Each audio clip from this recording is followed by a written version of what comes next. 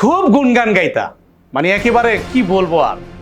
তোমার ছোট বউ আর নাতিটা, মানে আমার ভাস্তিটাকে নিয়ে একটা ছেলের সাথে পালিয়েছে। জিজ্ঞেস করো আমার বোর কাছে, জিজ্ঞেস করো। ওই যে আমি তোমাকে বলছিলাম না, বারান্দা দিয়ে মাঝে মধ্যে নিচের দিকে তাকিয়ে একটা ছেলেকে এরকম হাত নাড়ায়, আমি কয়েকদিন দেখেছি। মাকে বলেছিও, মা বিশ্বাস করে না। এবার দেখলে তো আমার মনে হয় ওই ছেলেটার সাথেই বলেছে। দেখছো, এবার আমার কথা তো বিশ্বাসই করো না, আমার বোর কথা তো তুমি বিশ্বাসই করো না, মনে করো যে আমরা তোমার শত্রু। এখন দেখলা তো, নাক চুন সব কাটছে তোমার। তোমার কি কাটবো? কাটছে তো আমার, আমার তো রাস্তায় বের হতে হয়, তোমার তো রাস্তায় আর বের হইতে হয় না।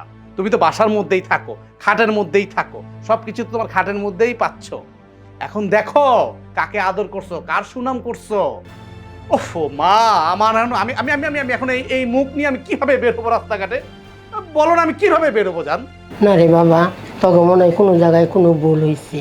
সোনিয়া পালানের মতন মেয়ে না। দেখছো দেখছো, প্রমাণ পাইলো যে সে বাড়ি থেকে পালাইছে। নাই সে বাড়িতে, তারপরও তার পক্ষ নিয়ে কথা বলতেছে। এটা কিন্তু একদম ঠিক না মা। আমি আপনার এত যত্ন করি, এত খেয়াল নেই, তাও আপনি এরকম কথা বলতে পারলেন। শোনো, আমি আমার বাপের বাড়ি চলে যাব বাবা, দরকার নেই আমার এই বাড়িতে থাকার।